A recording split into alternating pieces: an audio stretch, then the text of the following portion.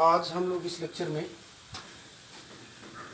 Biology का circulatory system वाला part पढ़ेंगे, यानी सर्कुलेटरी सिस्टम पढ़ेंगे, जिसको हिंदी में क्या कहते हैं, परिवहन तंत्र कहते हैं। क्या कहते हैं? परिवहन तंत्र या सर्कुलेटरी सिस्टम इसी कहते हैं। अब आप ध्यान दीजिए, इसमें सर्कुलेशन क्यों होता है, सर्कुलेटरी सिस्टम की जरूरत क्यों पड़ता है हमारे बॉडी में। लिखा ऑल द लिविंग ऑर्गेनिज्म।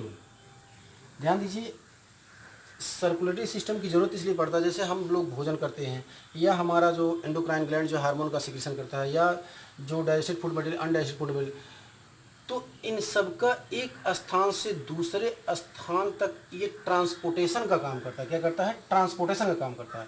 तो ये लिखा है ऑल लिविंग ऑर्गेनिज्म नीड्स, सभी जीवित जीव के लिए आवश्यक होता है इफिशियंट सप्लाई ऑफ न्यूट्रिएंट्स, ज़्यादा न्यूट्रिएंट की सप्लाई की आवश्यकता होता है, गैसेज की सब ट्रांसपोर्ट की जरूरत होता है, and other essential substance and also transportation of harmful waste material.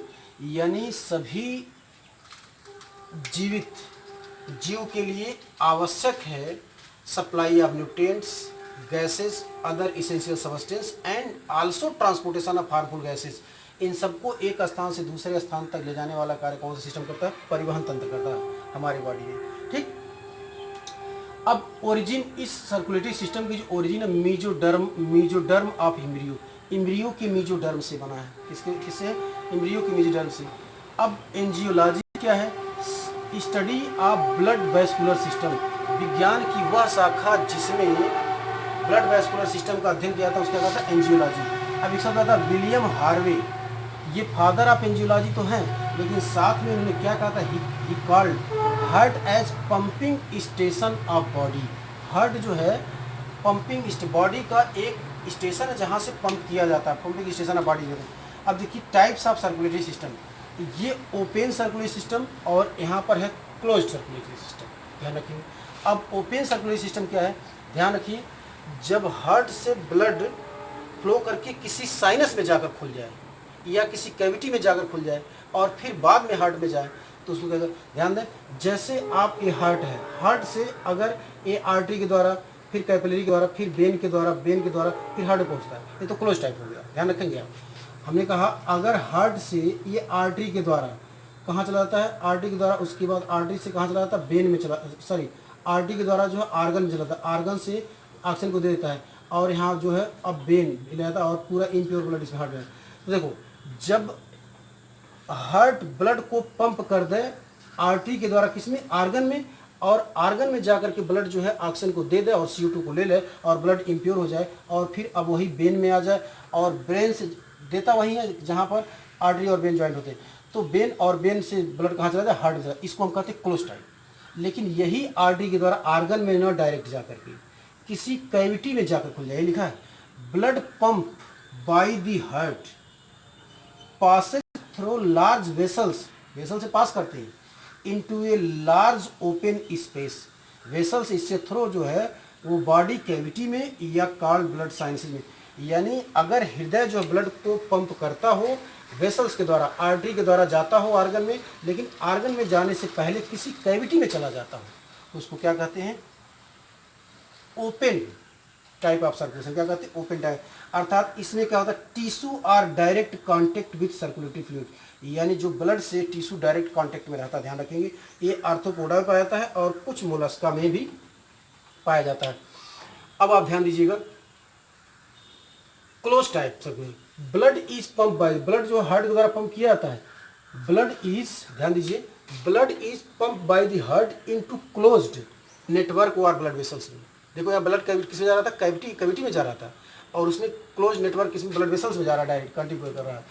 They are not direct contact with circulatory fluid, यानी जो क्लोज टाइप सर्कुलेशन में जो होता है, लिखा they are not direct contact with circulatory fluid, यानी ये सिस्टम सर्कुलेटरी फ्लूइड जो है किसके? टिश्यू के डायरेक्ट कांटेक्ट में नहीं रहता। एनिलीडा में पाया जाता है, कॉर्डेट से पाया जाता है, क्लास सिफेलोपोडा, मोलस्का का कुछ सिफेलोपोडा वाले क्लास में भी पाए जाते हैं। अब आते हैं इन ह्यूमन्स में 2 types of circulatory system present. मनुष्य में 2 तरह के सर्कुलेटरी सिस्टम पाए जाते हैं, एक ब्लड सर्कुलेटरी सिस्टम जिसमें ब्लड सर्कुलेट करता हो, और एक लिम्फेटिक सिस्टम जिसमें लिम्फ सर्कुलेट करता हो। ध्यान रखेंगे, ब्लड सर्कुलेटरी सिस्टम में ब्लड सर्कुलेट करता है, लिम्फेटिक सिस्टम में लिम्फ सर्कुलेट करता है, ये दोनों सर्कुलेट सिस्टम पढ़ा जाएगा। अब ब्लड सर्कुलेट सिस्टम में 3 चीज़ पढ़ेंगे, ब्लड भी पढ़ेंगे, ब्लड वेसल्स भी पढ़ेंगे, ब्लड वेसल के 3 पार्ट, आर्टरी भी पढ़ेंगे, वेन भी पढ़ेंगे, कैपिलरी भी पढ़ेंगे और हार्ट भी पढ़ेंगे। इतना इसे पढ़ना है। अब लिम्फेटिक सिस्टम में लिम्फ भी पढ़ना है, लिम्फ कैपिलरी भी पढ़ना है, लिम्फ वेसल्स भी पढ़ना है, लिम्फ नोड भी पढ़ना है। क्लियर? इतना तो आपको इसे पढ़ना है। अब इसके बाद अब देखते हैं कुछ सर्कुलेटरी सिस्टम के और पॉइंट है, जैसे आप हार्ट कितने चेम्बर का बना होगा, या सिंगल सर्कुलेशन क्या है, या डबल सर्कुलेशन क्या है, इस सब के बारे में आप जान लीजिए। अब आप देखिए types of blood circulation and heart invertebrates. यहाँ देखें types of blood circulation, blood circulation, types of blood circulation and heart invertebrates and hearts in vertebrate के हार्ट किस तरह से, ठीक। अब आप देखिए इसमें हम लिख देते हैं, यहाँ पर फिश, मछलियों का किस तरह से हार्ट है, फिशेज, और यहाँ पर एम्फीबियंस, AMPHIBI एम्फीबियंस, और इसके अलावा रेप्टाइल्स, REPTI रेप्टाइल्स, और साथ में क्रोकोडाइल्स, एप्स, मैमल्स, CRO मतलब CRO क्रोकोडाइल्स, एप्स और मैमल्स, इन सबों में देखा। अब पहले आप देखें नंबर ऑफ हार्ट चेम्बर्स। यहाँ पहले पॉइंट में नंबर ऑफ हार्ट चेम्बर यानी हृदय के कितने वेस्म हैं।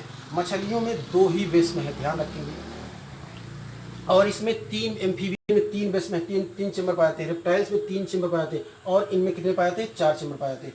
लेकिन अभी भी ध्यान दीजिए नंबर 2 में, इस 2 चेम्बर में क्या है, अट्रिया कितना है, अट्रिया को हम कहते हैं AURICL, मतलब जो हृदय का चेम्बर है वो किसका, आर्किल और वेंट्रिकल का बना है, या अट्रिया और वेंट्रिकल का बना होता है। और तीसरा जो है वेंट्रिकल कितना, VENTERICL, वेंट्रिकल कितना है। अब आप देखिए इसमें 1 अर्किल है, 1 वेंट्रिकल है, इसमें 2 अर्किल है, 1 वेंट्रिकल है, इसमें 2 अर्किल है, 1 वेंट्रिकल है, और 2 अर्किल है और 2 वेंट्रिकल, इसको याद रखिए। अब पूछा जाए मैमल्स में हार्ट कितने चेम्बर का, 4 चेम्बर का, कितना अर्किल है, 2 अर्किल और 2 वेंट्रिकल। फिर उस तरह से क्रोकोडाइल्स में भी यही होगा, मैमल्स में भी यही होगा, एप्स में भी होगा, रेप्टाइल्स में भी पूछा है कितने चेम्बर है, 3 चेम्बर का है, लेकिन 2 अर्किल है, 1 वेंट्रिकल, इसको याद रखेंगे। अब आप देखिए टाइप्स ऑफ सर्कुलेशन, चौथे नंबर में आता है types, TYPE, types of circulation, यानी किस तरह का सर्कुलेशन है। अब आप इसमें देखो जब एक ही अर्किल और एक ही वेंट्रिकल हो तो ध्यान रखेंगे इस तरह के सर्कुलेशन को कहा जाता है कौन सा, सिंगल हार्ट सर्किट कहते हैं। क्या कहते हैं, सिंगल हार्ट सर्किट कहा जाता है, सिंगल हार्ट सर्किट कहते हैं। और इस तरह के हृदय को एक और नाम देते हैं, वेनोवस हार्ट भी कहते हैं। क्या कहते हैं, वेनोवस हार्ट भी कहते हैं। अब आइए इनकम्प्लीट, इस दोनों में जो है आप जानते हैं, दोनों में इनकम्प्लीट यानी इनकम्प्लीट डबल सर्कुलेशन हो, किस तरह का, इनकम्प्लीट डबल सर्कुलेशन, क्या हो जाएगा, इनकम्प्लीट डबल सर्कुलेशन, इसमें पाया था।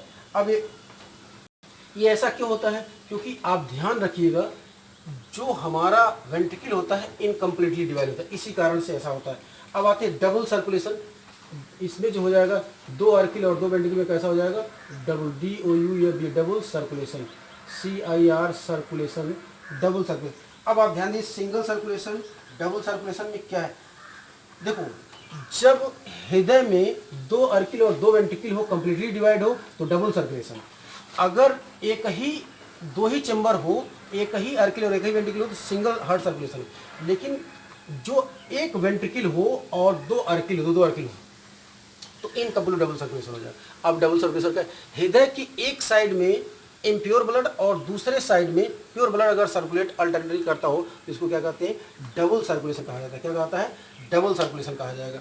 अब इसका डिटेल अगले लेक्चर में पढ़ेंगे।